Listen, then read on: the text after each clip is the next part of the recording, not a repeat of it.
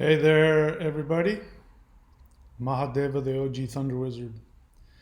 All right, so first let me make sure I've got all my little things here. All right, so, whoops, that's not what I want. I want that. There we go. All right, so what was the title I gave this one? Aligning your vibration to your soul frequency, overcoming your karmic imprints on your soul. What I'm really working on doing these days is I am trying to figure out ways that I can give very quick, practical ways that people can align their frequency to their soul and be able to live at their highest vibration. I don't care what word you want to use. Live to your highest vibration, live to your highest potential, have your greatest happiness, your greatest success. It's all the same thing. And in the Western world, we have to deal with both the mind and the intellect. For people that live in the Western world, the biggest barrier between themselves and their highest vibration is their intellect. And so we have to get the intellect to co-sign what we're about to do. Because the truth is, thinking isn't going to get you anywhere. This is why I say, when it comes to the law of attraction is very limited and is incomplete in the way it's being taught. Because what you're being told is that if you sit on the edge of your bed and think or muster up feelings towards something, that vibration will then be attracted to you. And it's the other way around. You have to go to that vibration. And so when people sit around trying to change their life by focusing on trying to change their feelings, that also has an assumption to it, which is, if I can feel differently, then it'll be better. If I can get myself into a happy feeling state, then happy things will come to me. But it just doesn't work like that. I'll give you an example. When I first started practicing the Taoist mysticism, the spirit fighting, incredibly powerful stuff. And in that tradition, which is in the Chinese tradition, even among the Chinese, even among the Taoist tradition, this stuff was seen as the left-hand path. It was seen as black magic, because these guys would just instantly achieve all kinds of power that the other Taoists would take years and years and years to accomplish in themselves. So, for example, in the right-hand path, we're talking about Taoism here. Please don't get this mixed up with modern Western magic. I'm not talking about that. But in the right-hand path of the Taoist practice, that's like Shaolin. Shaolin would be a right-hand path.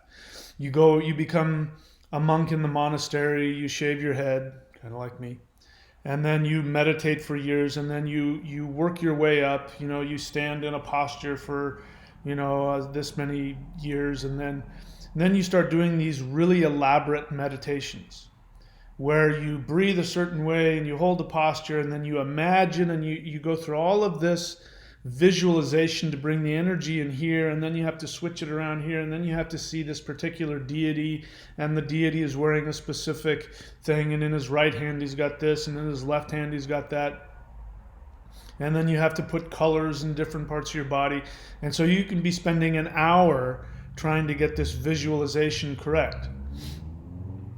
Now, if you do pull it off, which takes decades, then you're able to raise your vibration to a certain level. Whereas the stuff I practiced, you just did it. You did it immediately. And you were able to accomplish all kinds of things, so much so that all the other Taoist sects were afraid of this particular sect called the Shang Qing. They were afraid of them. Whenever they had a problem, they would go to these guys and say, hey, we've got a problem. There's an evil demon attacking, this monastery. Can you come and fight them off? Or somebody's really sick or they've been cursed or something. And so the Shang-Ching guy would go and fix everything up. But in terms of after that, then they would say, oh yeah, those guys are black magicians. Stay away from them. They're dangerous. And the difference is that one way is to stay in the intellect. The intellect makes us feel safe. So there's a difference again, the intellect versus the mind. The mind is the part of you that you meditate with. The mind is the part of you that when you go into meditation, you are able to travel to other dimensions. You're able to feel vibrations. You feel a connection. The moon, because the mind means moon. In fact, the original word for human being was man in the Proto-Germanic. We use it today now to mean adult male, man, but the word man used to mean human being, because human beings are the only creatures on the planet that have mind. And the mind is the moon. And the moon is what allows you to connect. So when you're looking at somebody's Vedic chart, the moon will tell you where their mind is.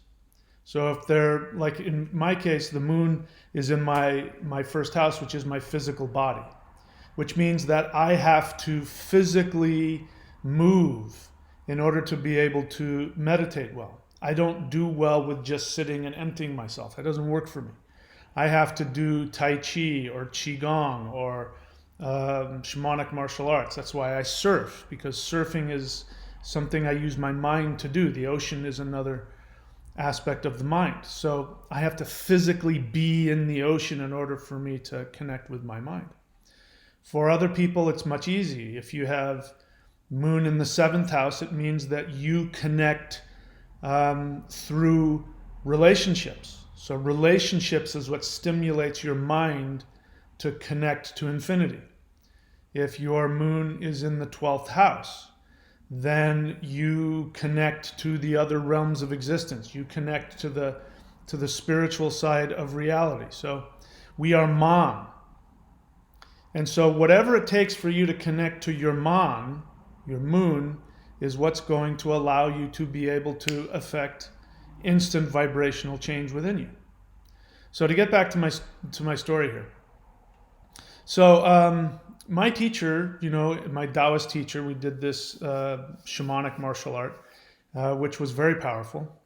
And you were able to, in that art, we did katas or forms. They were actually shamanic dances. And you would channel the powers of the 5 elements through your body, as well as other things. And so, we in class, we went and learned how to transfer the metal or the fire or the water. And if you got struck with water, for example, it felt like you were like a waterfall was hitting you. If you struck somebody with earth, the person on the other end would feel their energy going into the ground. If you got hit with fire, it would burn, and it would start burning through your body. So the question was, how do you learn to channel the elements through your body, through your fists? And so my teacher would just say, just be it, become water. And then he'd hit you with water and you'd feel it, or become fire, and then he'd just hit you. And he could change from one element to the other instantly. You wouldn't have to think about it, he would just change. And so I got proficient at that. But there were people in our class, even people who were, had been around longer than me, that really had a hard time with it. And they would say, so how does he do the metal? I think he's throwing his elbow like this when he hits. And we would say, that's not how it works. You're overthinking it. It's not something physical. That's because he was in his intellect. He was trying to figure it out, instead of being in your mind with just becoming it. And, one person came over and was visiting the class, and they were talking about this, and so he was trying to channel the water, and he's doing this thing where he's doing like this, and my teacher says, what are you doing? He says, oh, I'm trying to find the water. He says, you don't have to try and find the water, just be the water. And he hits him with water. And that is, I'm really glad I learned that, because that, even though it's a martial art, that's applicable to everything. To change your vibration. So, I sometimes need to be reminded. I make it too challenging. I make it too complicated. And it's because I'm trying really hard to find ways to help people overcome the blocks to just living their soul. Because the answer to whatever your problem is, the answer is to live from the vibration of your soul. It's extremely simple. That doesn't mean that it's going to be easy for everybody. Simple does not mean easy. Because in order to be, connect to the simple part of it, you have to die to all kinds of other things about yourself. Specifically, you also have to be willing to die to your dependence on other people's love and approval. This is the biggest thing. Biggest thing in life is we've got two choices. We can either live for our soul 100%, purely, totally committed to the vibration of our soul, or we can live for the approval and love and acceptance of people and society. And that is where karma comes from. That's all that karma is. Negative karma. Karma just means the result of whatever you do. The positive karma of living for your soul is that your vibration rises to a spiritual, quote unquote, a spiritual vibration where you are in tune with how the matrix of this universe works. That's a great symbol, living in a matrix. That's exactly what we live in. But the matrix responds to you when you are operating from your soul. So I do a lot of talking, and I spend a lot of time talking, and that's why when people come onto the channel, and you'll find me getting frustrated with them and saying, why aren't you guys reading my books? Why aren't you doing the meditations? Why aren't you, that's what all of the, watch my channel and do the meditations, do the energy work, do the work. Because just sitting around talking about it isn't going to accomplish anything. It'll just keep you stuck in your intellect.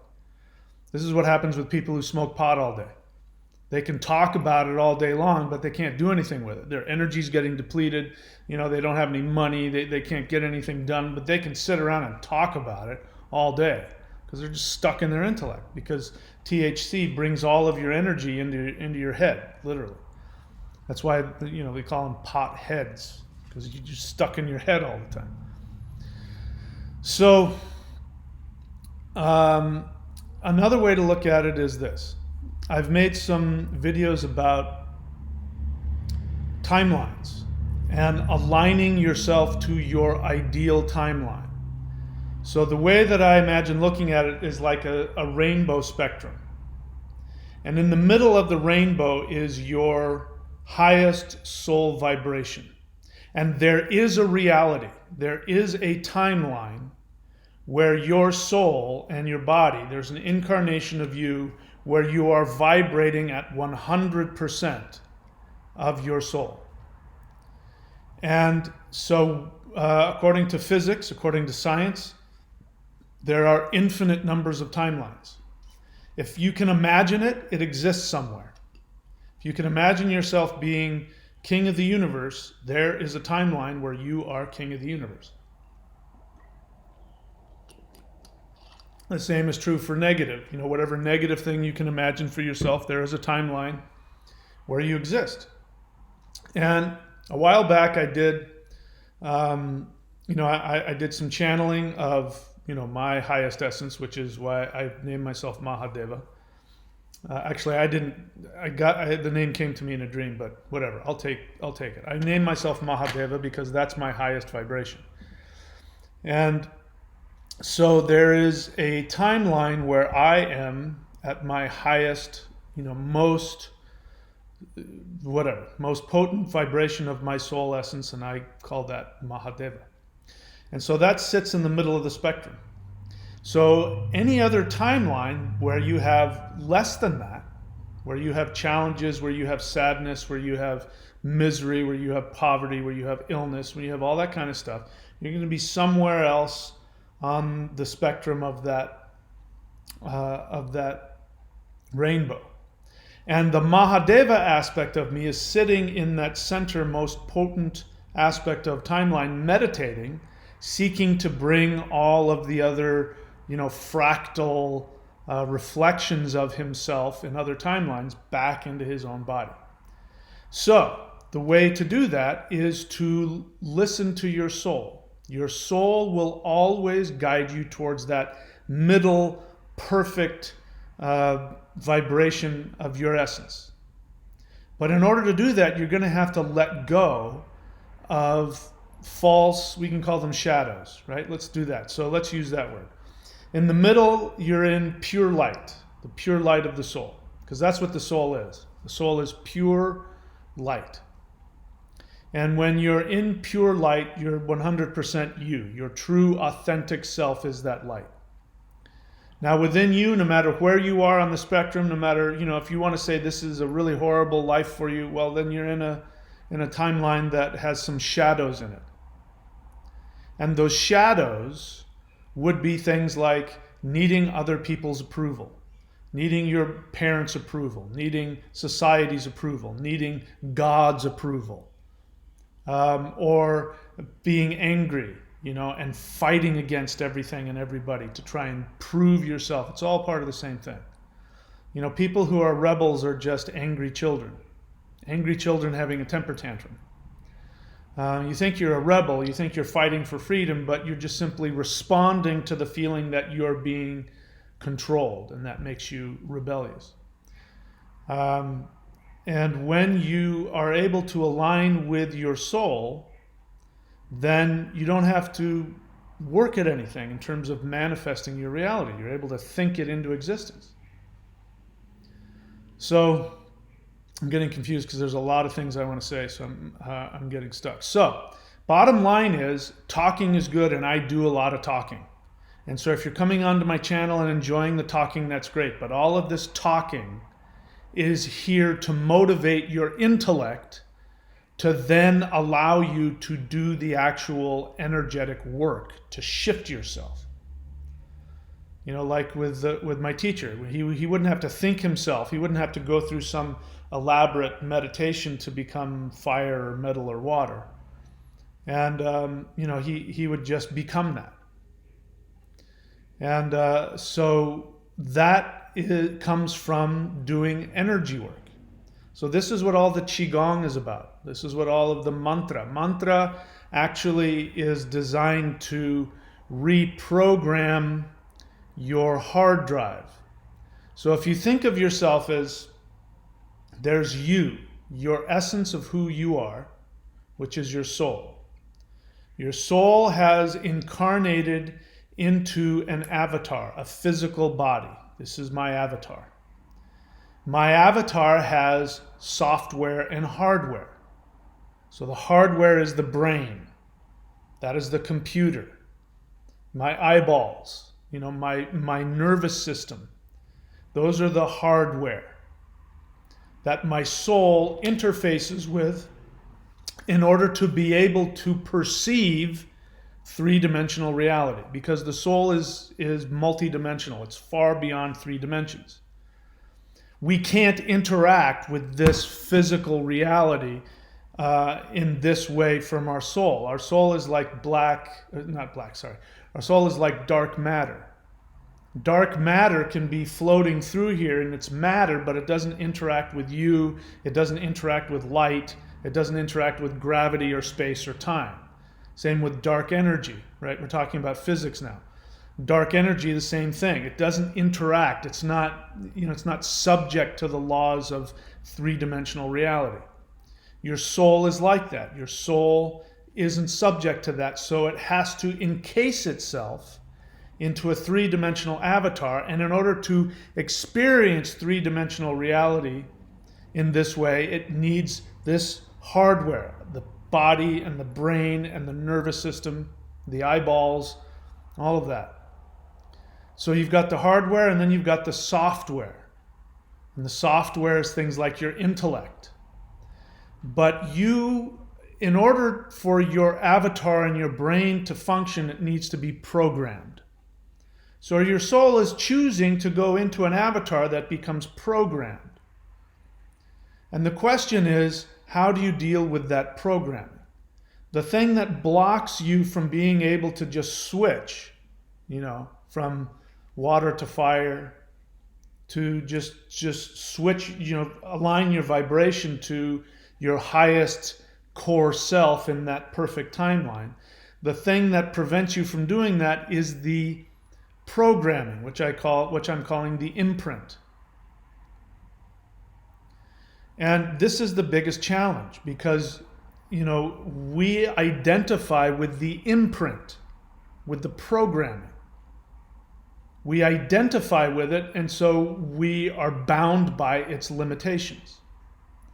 So some obvious ones are, if you are born, again, let's just talk about money. If you're born into a home where your father was a Catholic priest who somehow got the idea that money was evil. And so if he went around imprinting on you energetically from the moment you're born, he imprints on you his energy that money is evil. And then, of course, as you grow up, he verbally reinforces that and shows you through his life an example that he sees money as evil.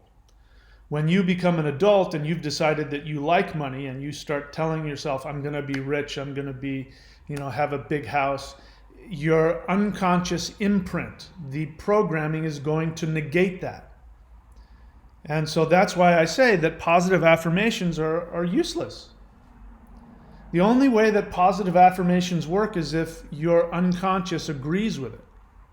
Your imprint, your programming agrees with your conscious mind.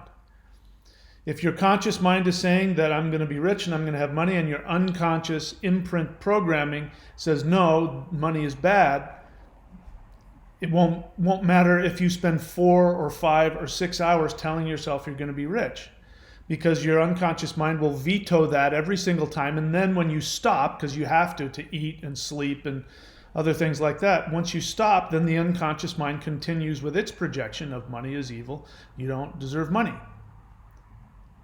So you have to fix the imprint. You have to change the programming. That can only be done through vibrational energy. When I work with people, this is pretty much across the board, but when I work with clients, I myself went through this as well. This is very human. People will say, when am I going to feel better? Or when is this going to stop? Or how can I overcome my fear? Or, how can I trust the universe? And what they want is they want to be brought to a state of feeling. They want to feel good about it. And I say, well, it's like going into battle. If you're in an army and you have to go into battle and, go out and get, somebody's out there with a gun is going to, try and shoot at you. You're not going to sit there and say to the general, hey, listen, I really want to go out to battle, but I'm scared. I'm going to wait until I overcome my fear before I get out, and he's going to shoot you right there. Because you're going to get everybody else killed. It's understood that you're scared and you go out and fight anyway. And it's understood that you can still be scared and win the battle. So it has nothing to do with how you feel. It's great if you feel good, and I don't want anybody to not feel good. And if I could snap my fingers and make you feel, full of faith and full of power and full of confidence, I would do it. But the decision that you make to align yourself to your highest frequency oftentimes is going to mean that you're going to have to do something energetically to shift the vibration. And that's what all of these things are. And everybody's going to have a different method. I teach in this 90-day challenge, if you do that with me, I teach you some yoga, and I teach you some qigong, and I teach you some things you can do with your breath, which will actually alter your hardware. So there's breathing that you can do that will change how the hardware of your brain operates, which will change your vibration. And that feeling of feeling your vibration change will give you more belief. And that's where the intellect comes in, because the intellect is the program, and when your intellect can feel the energy, then it starts to co-sign whatever it is you want to do. But it's going to fight that, because the energy is going to take you to infinity. Your mind wants to take you to infinity. Your intellect wants to keep you grounded in the three-dimensional in order to be able to figure out how to drive a car, and how to put your clothes on, and how to tie your shoes, and all those kinds of things. That's what the intellect does. The intellect thinks it knows everything, but it doesn't. It only knows how to live in limited three-dimensional reality. Your mind becomes the interface between your intellect and your soul. Let me say that again. Your mind becomes the interface between your intellect, your programming, and your soul, your authentic essence. So in order to get the mind to do its job, you need to do something that will shift your energy vibration. So in order to get the intellect to work for you, what helps is if you have a carrot, if you have a goal that motivates you. Whether it's physical fitness, it doesn't matter what you're doing. You're training to become a Mr. Olympia. You're training to become a triathlete. You're training to become, champion martial artist. You're training to become a master yogi. You're training to become a master in Qigong or Tai Chi. It doesn't matter what the discipline is. Those are all ways to accomplish the same thing, which is to be able to use your mind to raise your limitations on what you can accomplish. And it all comes down to the same thing, no matter who you talk to. Any champion, talk to Arnold Schwarzenegger, and he'll talk to you about, how he used his mindset to become Mr. Olympia. Whether it's, a power lifter, you're going to talk to that person at some point. If they're like the champion of the world, they're going to tell you at some point they had to use their mind to get their body to go beyond its limitations. To be able to achieve your highest vibrational state means that you interface with your mind. Meditation. One of the things that meditation brings is the ability to tolerate uncomfortable thoughts and feelings, which are negative. When you're imprinting. You get what I mean when I use the word imprint? Like when, a bird hatches out of an egg. When a bird hatches out of an egg, the way I understand it is the first thing it sees, it imprints on that. And that imprint never goes away. If you have past life karmic challenges, your soul will bring that imprint with it into this life. You will manifest that karma through your family of origin and or the circumstances that you experience. But the most fundamental one is the family of origin. The family of origin that you manifest is going to imprint your hardware and your software with a program. That program is never going to go away. So it becomes a way of life to transcend your imprint. There's some guy on YouTube, there was a goose, a Canadian goose. He was somewhere in the United States, but, a Canadian goose had imprinted on him and followed him everywhere. If he went out on a boat, there would be this goose would be flying after him and then would land on the boat. If he was, he would go out and he'd put, he'd get the goose and put it in a car and he'd drive it, 10 miles away, and he'd put it out on the street, out off on the woods or somewhere, and then turn around and race back home. He'd get back home and, the goose would be there waiting for him. that goose was imprinted. It can't not be with that person. You are imprinted by your karmic imprints and your family of origin imprints and imprints on life. Intense things, traumatic things can also imprint you. Those imprints, like a branding, they never go away. So when you're asking me, how do I get over my imprint? You don't. You accept it, and you accept that feeling, and then you do energy work. Energy work will give you the bridge to your mind. Your mind will then connect you to infinity, where everything is possible. And I've shared this story with you, and I'll share it with you again. My partner, who has passed, but my soulmate who passed away, when we were together, we used to go out to lunch. And I was doing what I'm sharing with you and what I teach. I was doing it without realizing it. And she brought it to my attention. And I'm really grateful she did, because if she hadn't brought it to my attention, I wouldn't have been able to figure it out on an intellectual level and be able to explain it to you. But she said to me, "You're not human." I said, "What do you mean I'm not human? Of course I'm human." She said, "No, you're not. You, 2 weeks ago, were complaining about something that, and I can't remember what it was, but it was something that was impossible to change, right? You were complaining about something in your, housing situation or something like that. And then you sat there and you made a decision and you said, you know what I want, and then you spelled it out. And then you stopped talking about it. And 2 weeks later, you had exactly what you said you wanted, even though it was completely impossible." She says, normal people can't do that. She said, "You're not human." And I had to think about it, because it was something that I just did instinctively, that I had learned. And what I had learned was that if I can figure out what it is I truly want, that's all I need to do. All I need to do is become fully conscious of what my soul wants.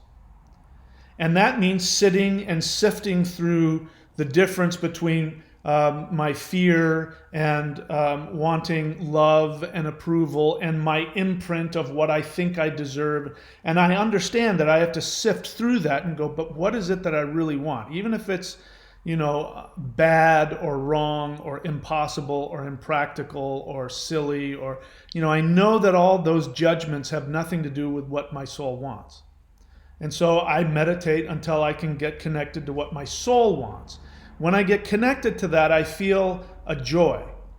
And once I've got there, I know that I've figured out what I wanted. But what used to happen is you'd get there and then you'd talk yourself out of it, right? I'd talk myself out of it based on my imprinting. Oh, I can't do that, or that I won't be able to do that, or that's not practical, or there's no money in that, or that's stupid, or what will my parents say, or what will my wife say, or what, I would talk myself out of it. And I learned that those thoughts weren't the final thing. Those were only valid if I listened to them and then acted on them. But if I was able to get to what my soul wanted, and if I acknowledged it and I could say verbally out loud, what I want is, and then say it, and have myself fully behind it, then I didn't have to think about it anymore. I didn't have to figure out how to fix it. It would magically work itself out. I would end up having exactly that thing, even though there was no physical possible way that it would manifest. And she brought that to my attention. And so the reason why I talk about all this, finding your soul desire and all that, is because of her, because she sat there and brought it to my attention. So that's what I'm endeavoring to do here. My desire is to give you techniques so you can do that. And the frustrating part is because I want so much to be able to help you achieve your highest vibrational essence.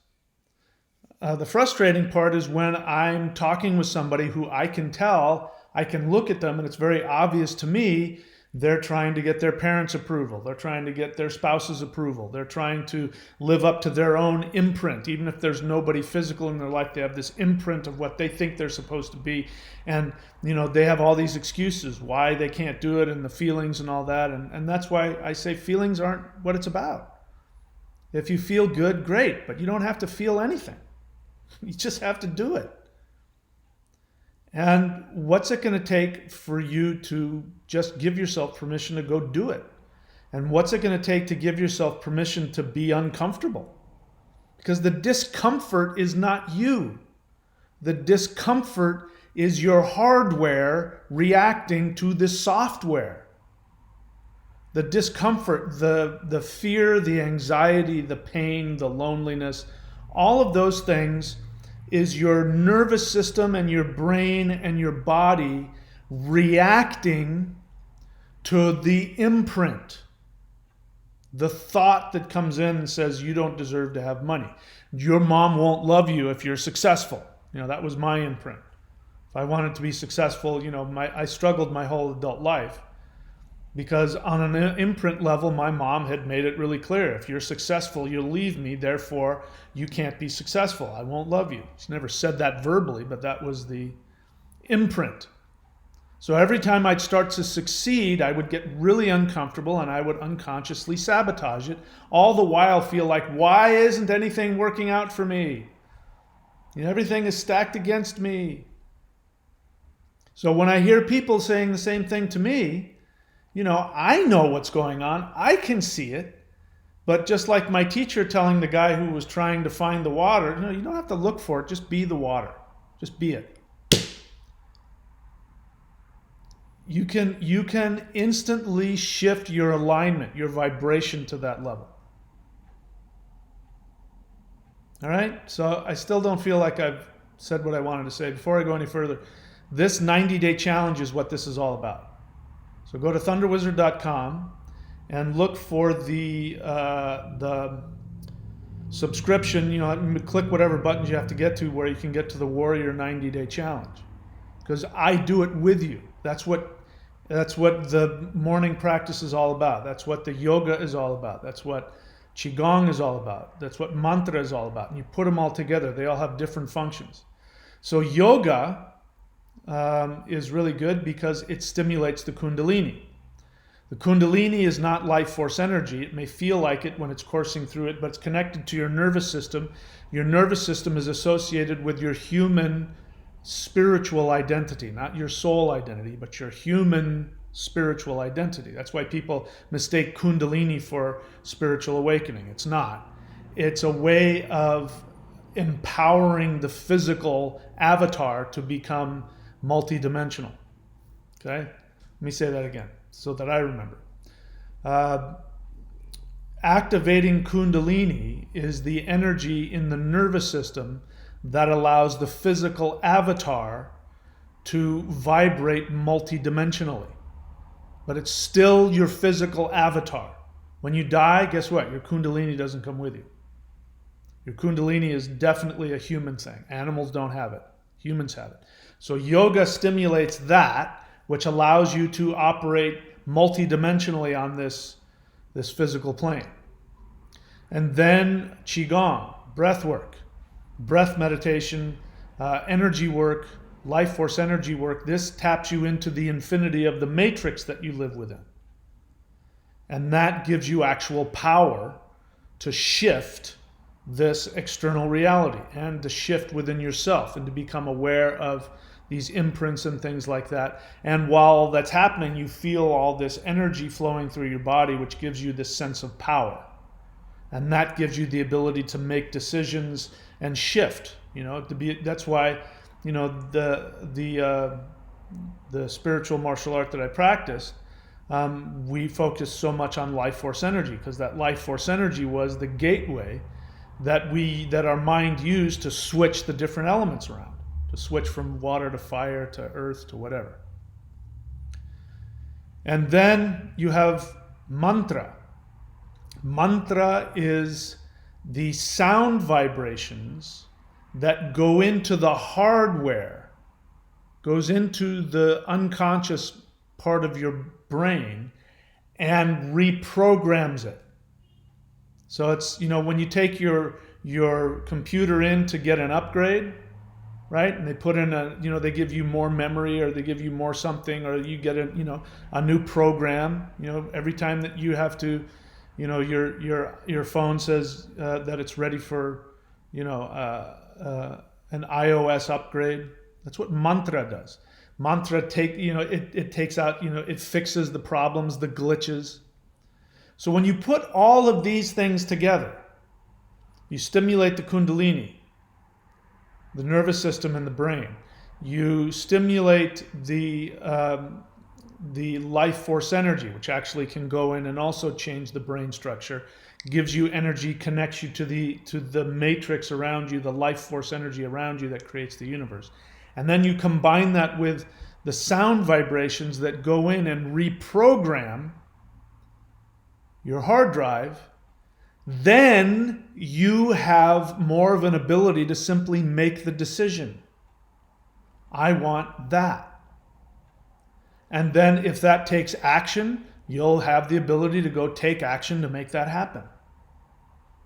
If it just for me in the instance I shared, if it just means just coming to the conclusion to commit internally that that's what I want, even though I know it might be challenging to me on a bunch of different levels, I just commit to that. I go, that's what I want, then it manifests.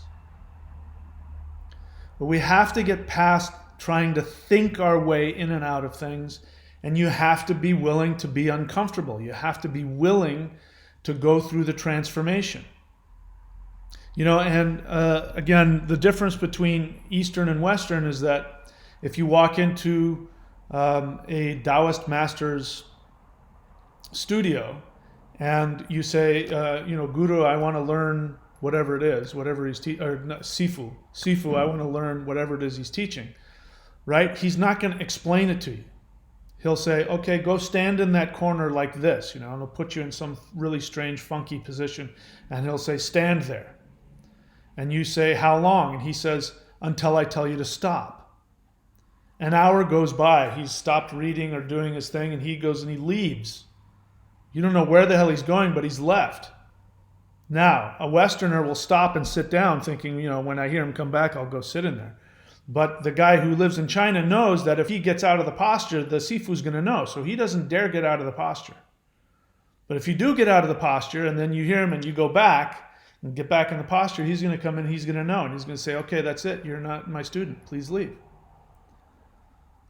And he's putting you in that position for all the reasons that I just stated, because, traditionally in Taoist society, that's changing now because China's becoming so westernized. But, back in the day, the Sifu looks at your body, he knows what's going on, and he knows what you need to do in order to change all of these things within you. So you just did what he told you.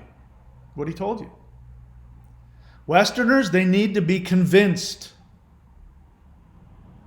I'll give you another example. On my Celestial Qigong, in case you're not familiar with it, you can go look for it on my websites here. Celestial Qigong. People often ask me, I want to know exactly what powers I'm going to get from doing this.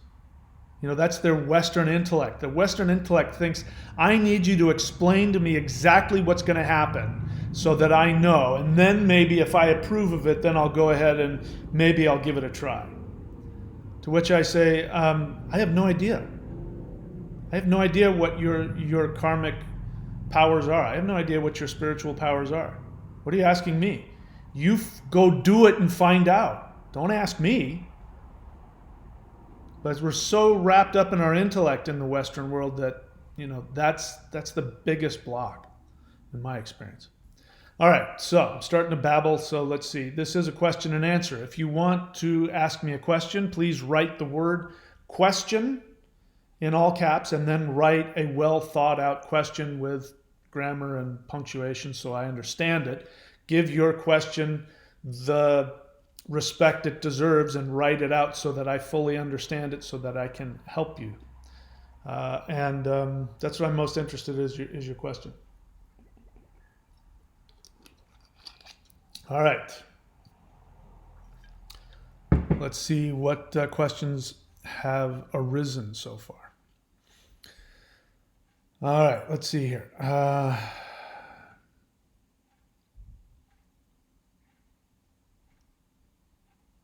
Okay, still looking for a question. A lot of people saying nice things. Thank you, but I would much prefer a question.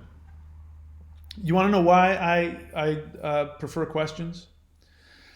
Because giving somebody advice without their permission is abusive. And this is teaching you how to respond to the universe, by the way.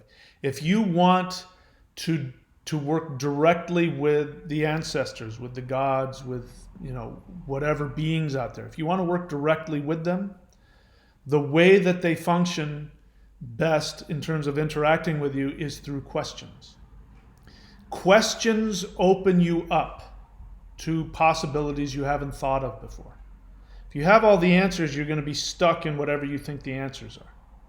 So in meditation, if you got a question, you leave it open-ended and you say, how do I do such and such? Or what is the best path for me? Or how do I, and then just let the universe do its thing. So that's why I prefer people asking me questions. Edward Blake is now, I don't even remember, last weekend. He says, I was just hassling you last weekend. I actually really liked your take on, well, I don't even remember what happened. That's the other thing. I'm not going to remember you. I'm not going to remember what you said 10 minutes from now. So that's why it's important. A lot of people will ask questions, right as I'm talking, as though I'm going to remember, and I'm not going to remember. You have to give me a full context. Anyway, I don't remember. So there you go. Let's see, what else? Here's a question. Mama Muerte question. Mother Death. I can't decide if I like that name or not. If you mean death to the limited intellect, I like it. Question. When you say your Kundalini dies with your physical body when it dies, does the experience of it remain with your soul's elevation? Well, there's a lot of assumptions there. I can tell that you're attached to the idea. I can tell that you're attached to the idea of your Kundalini. And I can tell that you don't like what I just said. That you have an attachment to what your Kundalini is going to do for you in the next life. So I want to invite you to drop all those attachments. Because even if I'm wrong, it doesn't matter. Let's just assume I'm wrong for a second. Why is it so important for you that your Kundalini comes with you, or that the experience of it comes with you? Why is that important to you? Your need to feel attached to it is not helping you.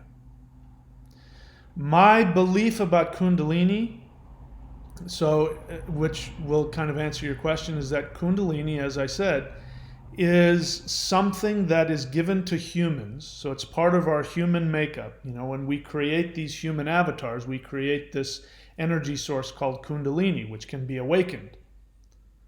But Kundalini is shakti. Shakti is feminine. Feminine, you have the masculine and the feminine. We are made up of both, masculine and feminine. So again, we can't get attached to that. That was, by the way, something I had to do when I was doing my spirit fighting martial arts. In order to be able to have the power of my teachers, which back then I was all about leaving this earth and vibrating on a higher level and all kinds of other spiritual things. But I also wanted to be a badass martial artist. I wanted to be, unbeatable. And so I wanted the power that these guys had. They could just touch you and you'd fly across the room, or they'd touch you and your heart would explode or something like that. I wanted that power. So in order to have that power, my teacher said you have to tap into the feminine. In fact, the feminine is where you get all of your power. And that was hard for a big, tough guy like me. When I came in, like now, I was really into lifting weights. And by the way, I lift weights right now to stay in my body. It helps me stay physical, and I want to be in my body right now, so that's why I lift weights. If I wanted to really, go back to where I was, I would drop all this and I would go back to being 145 pounds or whatever it was. I forgot what I was saying. What was I saying? Gosh, it was important too. Tapping into the feminine. So I had to learn to be the thing I was most afraid of. For me, being feminine meant being weak. And I didn't want to be weak. And I didn't want to be vulnerable. And so I remember meditating after I had gotten started, and I was meditating, and as I'm meditating, I see there's this shelf here, and I see this face of this little girl pop up. And she was like a little girl, being shy and cute and popping her head up, and I'm like, what the heck is that? And then I sort of sent out the message, it's okay, because I could tell she was scared. And she popped her head up, she popped her little head up, and she had bruises on her face, like somebody had beat her, and I felt really bad. I was like, oh my God, this little girl. Who's beating this little girl? And then I realized that's my feminine self. That I was abusing my own femininity, my own feminine yin power. That was my power. If I wanted to be a badass martial artist, I had to tap into that feminine power. And I had to understand how the feminine works. So I had to die to who I thought I was in order to get the power. If you, Mama Muerte, if you have an attachment to your Kundalini as something that you need to go into your next life, if you need to have that remain with you to go into your next life, that's something that you have to be willing to die to that attachment. Because if it's true, dying to the attachment of it isn't going to make it go away. But your attachment to it is going to hold you down.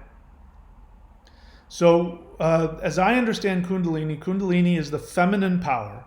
And it is the feminine power that attaches and manifests this physical earth.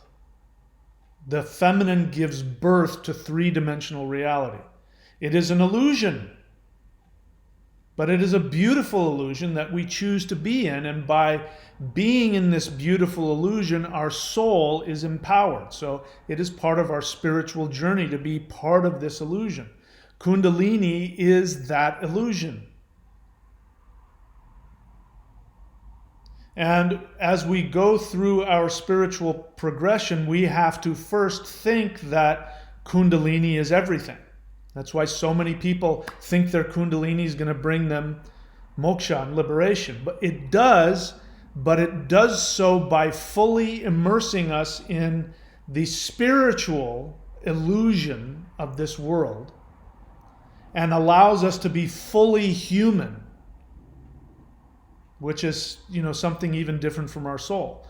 It allows us to be fully energetically human on multi-dimensions within this illusion of creation.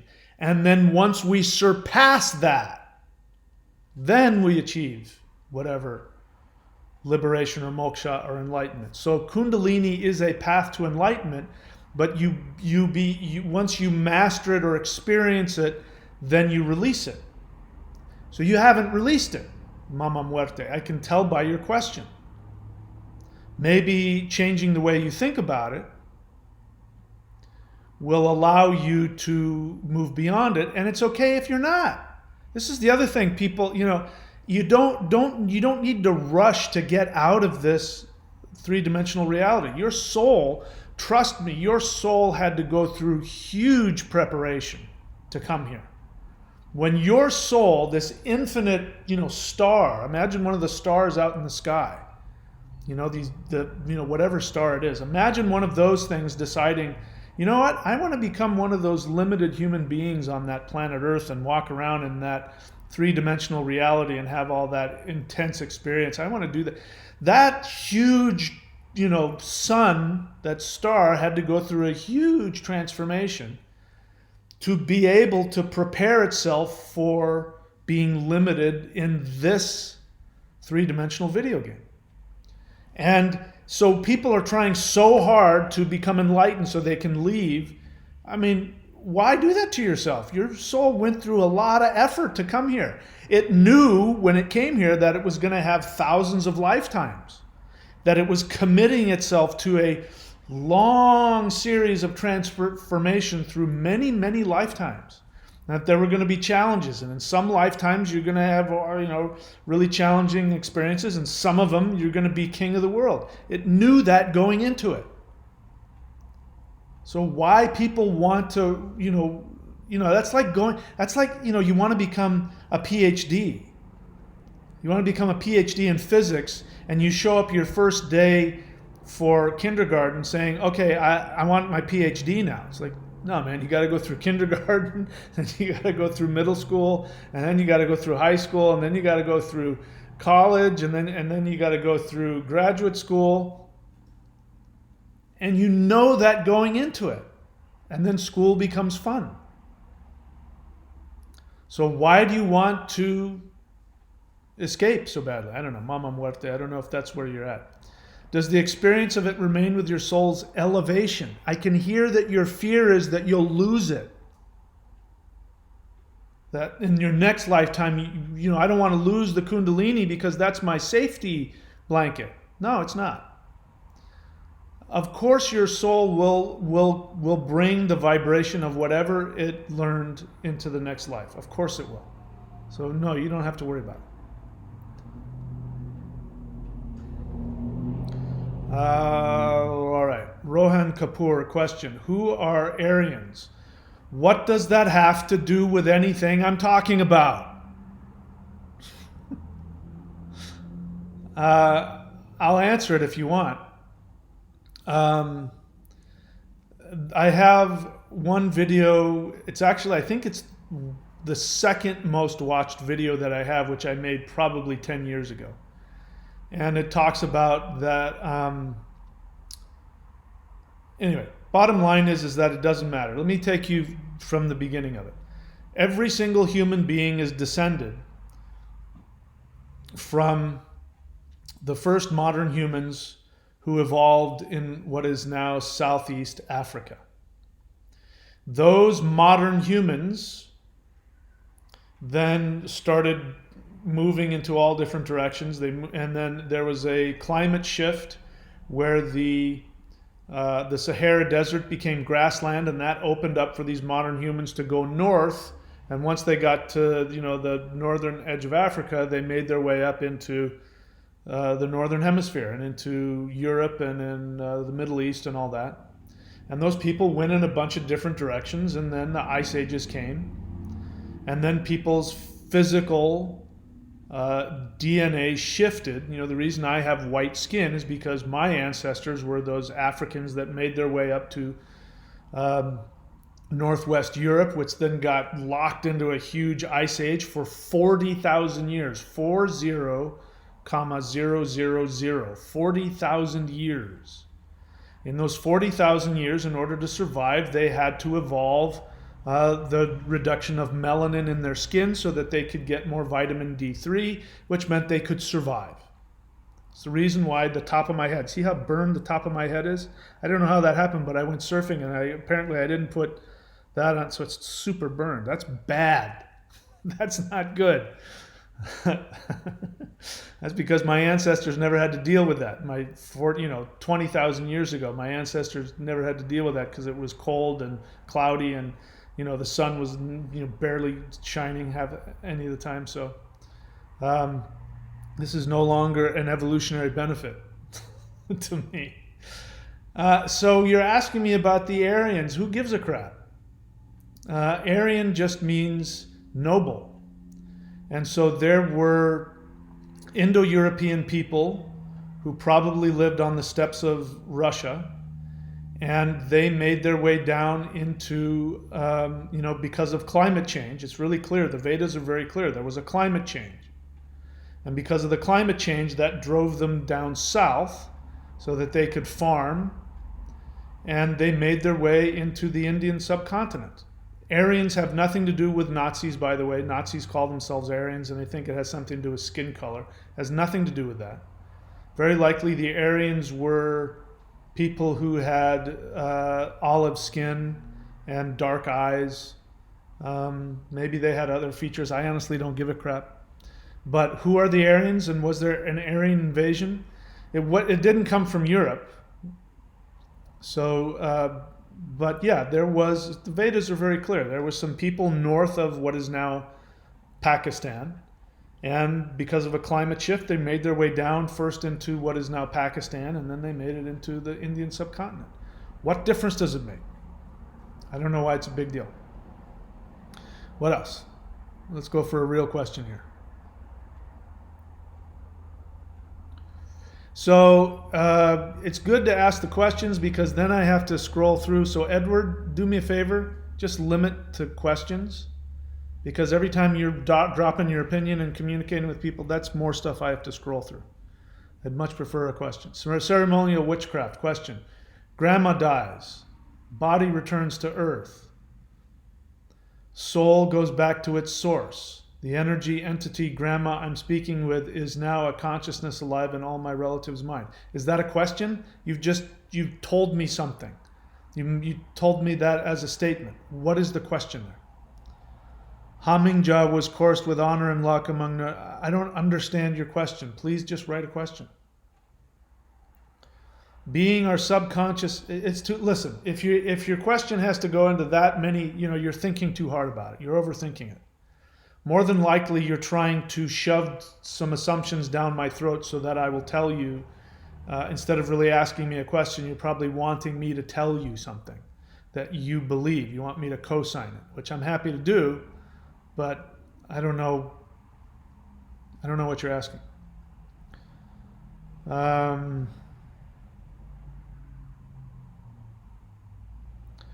People are talking about Hamingja. I'll tell you what Hamingja is very quickly. It's not a big deal. It's a big deal. It's not all that complicated. Your ancestors love you. Your ancestors want to help you. And when you stay connected vibrationally to your ancestors, their energy surrounds you and you experience having luck. Hamingja is translated as luck, but it's the blessings of your ancestors. Means that you want them to share their wisdom with you. This is why we do rituals to the ancestors. This is why we do rituals, period, because it aligns our unconscious mind with the vibration of our ancestors. And then they can subtly guide us. We have intuition. Things happen. There will be, for instance, for me, this was something I think it came from my partner who passed away. But just before COVID became a pandemic, like before it was officially announced it was a pandemic, I was sitting as I am right now in the house that I'm renting, and I can see my driveway.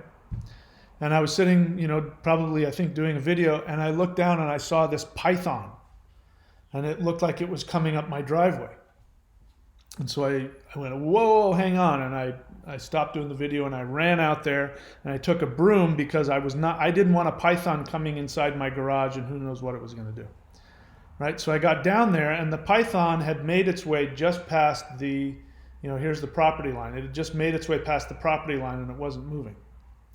And I got down there, and then when I got down there, I saw that it was dead. It had crawled up the driveway, and as soon as it passed the property line, it died for whatever reason. And I didn't know what to make of it. I knew it was obviously a symbol. Somebody was sending me some kind of a symbol. I didn't know what. And so I thought about that for a long time. And then for a couple of weeks, I was trying to figure out what it meant. And then COVID became a pandemic. And then there was all the lockdown and everything got locked down.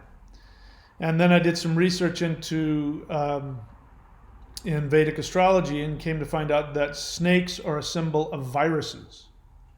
So the omen was very clear. Staying in this house, I'm going to be safe from viruses. I believe that was my partner telling me I'm safe. She's done some other things to let me know that I'm safe. That's Hamingja. I found this house. I came to Australia before COVID locked down the whole world. If I had been back in the States, I'd be in a much worse scenario than I am now. Here, I don't have to worry about it. We don't really have that problem here in Queensland. So, Hamingja will direct your life. It will if you stay open to the ancestors communicating with you, they'll guide you into spiritual paths. They'll guide your physical life. It'll feel like luck. That's what Hamingja means. People make too much of a big deal out of it. That's all it is. It's your ancestors watching over you in your aura and in your energy. You can choose, it's very clear through the mythology, you can choose to have your Hamingja or not.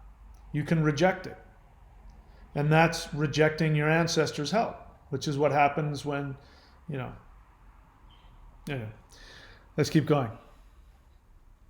Stormageddon, Dark Lord of All, question: can the meditation of holding the 3 ones be done daily before the 3 cauldrons are completely empowered? I think I make it pretty clear that that's what you're supposed to do.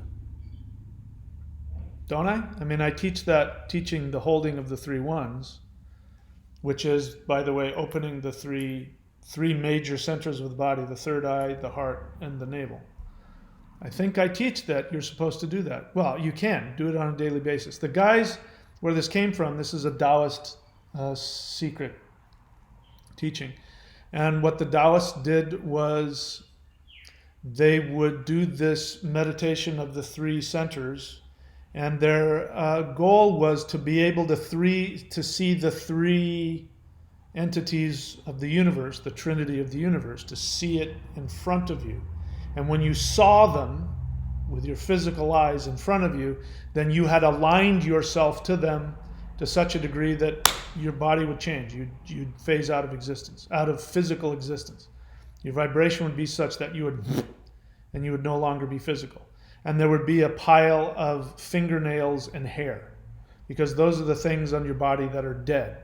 The rest of your body with its cells that are alive, they would translate, they would vibrate, transcend to another level. So they were told to do that every day until they would do it for, I think there was something like 10 or 20 years. Every day for 10 or 20 years. This again comes back to the whole point of this, which is we are aligning ourselves on our vibration. We are aligning our vibration.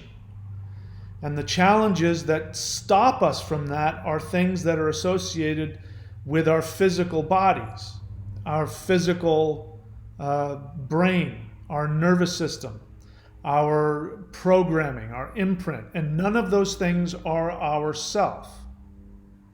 We have an authentic self which is deeper than that. And the whole point of this human life is to find our way back to identifying with our authentic self. That's what the whole thing is about. That's the whole reason you chose to come here. It was a video game that your soul wanted to figure out. Let's get to the goal of getting back to the soul. And let's put all these challenges here. And let's create this, physical avatar and all that. And, people want to complain. When I start talking about it, they go, well, why does it have to be so hard? Why can't you? Because your soul wanted a challenge. Video games are no fun if there's no challenge to them. Your soul wanted a challenge. So I'm not trying to take away whatever challenges you may have, whatever difficulties, whatever pain you may have, but I'm saying to drop the victim mentality about it. You can mourn, you can cry, you can have all of the feelings, you should have all of them, but drop any victim mentality, drop any resentment, drop any revenge, drop all of that. Acknowledge where you've been harmed, acknowledge where things have been challenging and hurtful and painful and miserable. Acknowledge the feelings, and then align yourself to your authentic self, which will be deeper and beyond all of that. And you can completely heal. For some people, their karma is that they will have a challenge in their hard drive that will never go away. For some people, that will always be the case. But it won't prevent you from making the decision to vibrationally align. And, all of this talk means nothing, which is why, this stuff is here and why everything on here I teach in Qigong, meditation, mantra, all of those things are tools for you. ultimately to make the decision to align to your soul and to figure out how to do that. But let me be clear, by the way, those same teachers I talked about who had the ability to, transmit the 5 elements through their hands and do all kinds of things that were, not possible. Those teachers as I remember them, things could be different now because I haven't seen them in 15 or 20 years. Things could have changed, but when I last saw them, they were very miserable people. They were very unconscious, destructive, childish people. So all of that power still didn't give them the ultimate. But those practices that they did are tools that teach you how to shift your alignment, how to shift your vibration. My biggest frustration is, why I'm so reactive to people's victim mentality is because I find that to be a very challenging block for people. And I can remember, I still go to therapy. I still got a group of people that I go and hang out with. I still have teachers and I still have people that I go to who teach me and keep me accountable. And I remember just a few years back that, I'd come out of a marriage, a divorce and a marriage, and I was in a lot of pain over that, and I was angry and I was hurt. And I was still angry about a lot of stuff, and we were talking about things, and somebody in the group said, "Why don't you just drop that?" Now, at any other time before that, if you had said that to me, I would have gotten angry. I said, "What do you mean just drop it? You don't know what happened to me." But for some reason, it just hit me, and I went, why don't I just drop it? Just drop it. And I did. And a bunch of things shifted for me. And I know that if somebody's been traumatized, it's very cavalier of me to say, just drop it. Drop the victim mentality. I understand that. I'm still going to keep telling you that. But anyway, let's keep going. So Edward Blake, my friend, you're not listening to me. I've asked you to just ask questions. I've asked you to ask questions about what I teach. I can tell by what you're writing here that you haven't put the time in to watch a lot of my videos. I doubt you've read any of my books. You're not even asking me about what I'm teaching right now. So that tells me that your brain is going all the time. You're apologizing for something I gave you a hard time last time.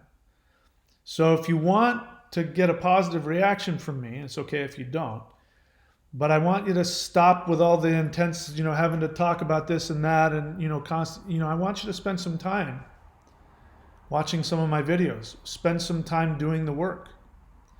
If you respect me, then ask me questions about what I've taught or what I'm teaching.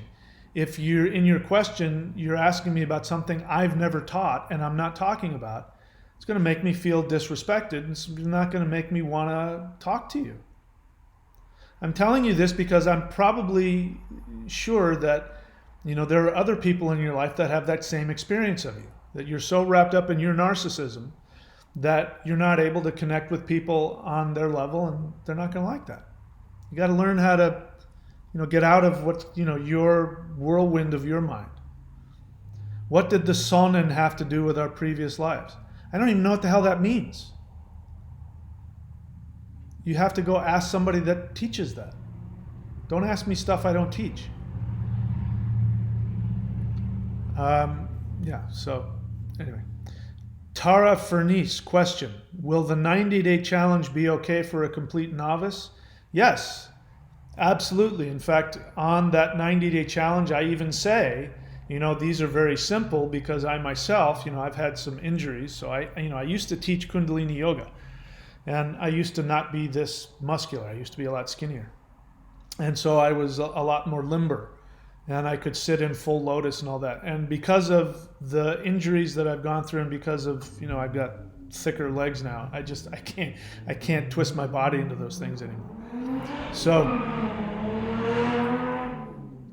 That guy was so cool. He wanted everybody to know how cool he was. That's why his car is so loud, so that everybody passes by will know how cool he is. So yes, to answer your question, yes, you can do it. It should be very easy.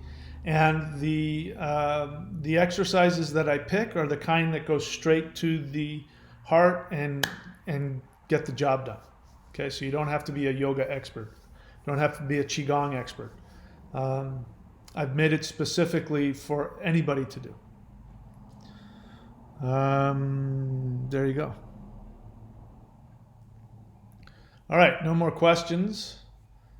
So I've done the my business. There's one other thing that I want to share with you, which is go to thunderwizard.com, and that is the subscription site for this YouTube channel. And the way to support this channel is to subscribe.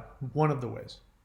So when you subscribe to the channel on the various different levels of subscription, you're going to get access to members-only videos, hundreds and hundreds of hours of videos that you're not going to find on this channel.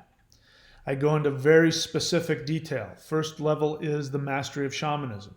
You want to understand why shamanism is so important. You want to understand how ritual can change your vibration, so that you can align yourself to not only your soul, but to the 9 worlds. There are 9 different dimensional worlds that are constantly interfacing with our reality. You want to be able to know how to use ritual to manifest and shift reality, to balance yourself and to heal yourself. That's just the first level of subscription. And then we have the Manifestation Mastery course. And then this 90-day challenge is the most recent one. And so go there and subscribe at whatever level you want. And what has happened now is that Patreon has created ways that you can save 2 months. And that is by, where is it?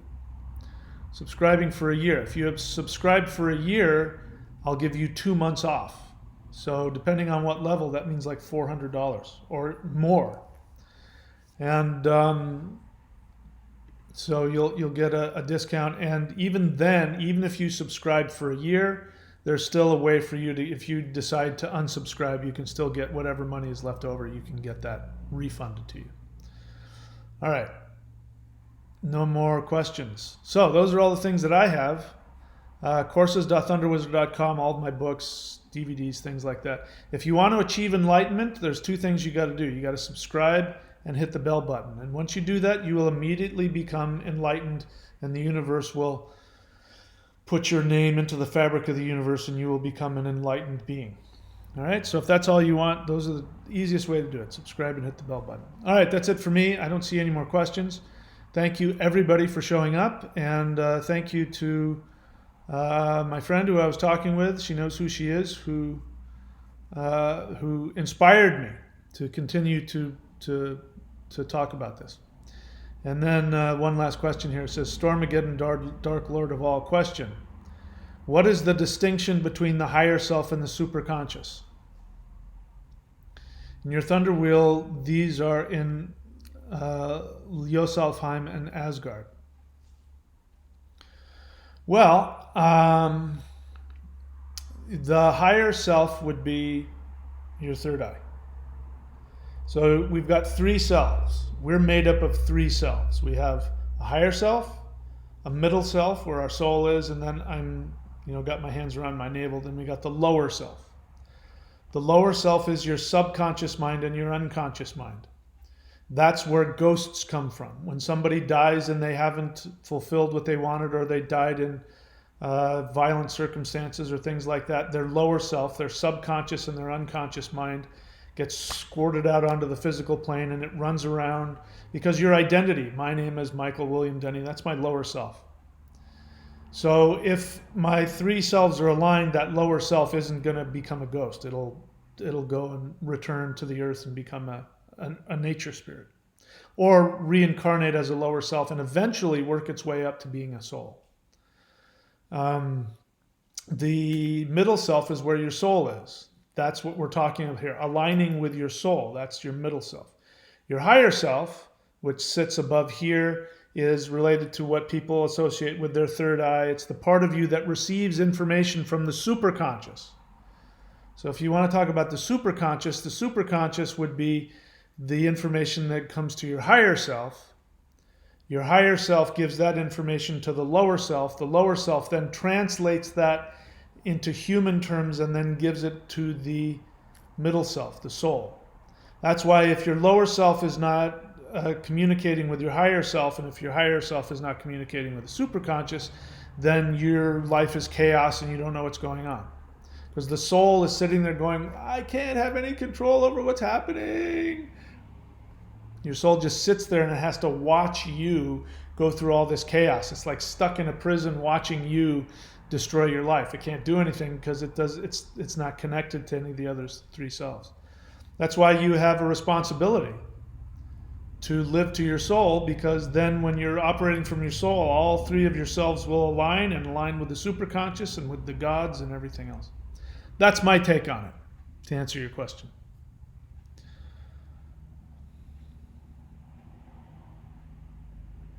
Edward Blake, the thing I don't get about you, I don't understand why you're not able to just simply respectfully be in a conversation with somebody. Why you're not able to just simply learn how to be a respectful interactor with somebody. You just can't shut up. Now you're going to say the thing I don't get about you, and you're going to try and tell me you're not trying to disrespect me. Look, I don't give a crap if you're trying to disrespect me or not. If you're out on the dance floor with somebody and you keep stepping on their feet, it doesn't matter whether you're trying to do it or not. So this is what I mean by your narcissism. You're wrapped up in your opinion about yourself, and you don't understand why why you are being disrespectful. I've come this close to muting you. The thing you want to do is just shut up and listen. That's what you should do. Just shut up and listen. Shut up and watch the videos. Then when you have something to say, when you have a question that's aligned with what I'm teaching, then I'll be able to help you, and I will be then stimulated to help you. If you keep talking about things that have nothing to do with me, that might be plenty good to talk about, go talk about with somebody else. Look at here you go, man. I'm just going to shut you up. Now you're just getting disrespectful here. You're not listening to me, so I'm just going to shut you up. So for people who are abusive and aren't, you can watch the channel, but you're not going to be able to comment anymore. That way, I won't be taking up other people's time with, me fighting with your narcissism. So that's out of the. We don't have to deal with that anymore. Ron C. question: can eating multiple meats at the same time be dangerous? I don't know what you're talking about. Again, do I teach about eating meat or not eating meat? I don't teach about that. Ask me about what I teach. Go ask somebody who teaches that. There are plenty of people who teach about how to eat meat or not eat meat or be a vegan or not be. Go ask them. I've never once taught anything about diet. Okay? So I don't have an answer for you. All right, that's it for me. Before I offend anybody else, it's time for me to get off. And I've done all my business, so you know how to subscribe to the channel and how to support the channel. Thank you, everybody, for showing up. I appreciate all of you, and especially, once again, my thanks to my friend who inspired me to talk about this. And I will see you guys all next time.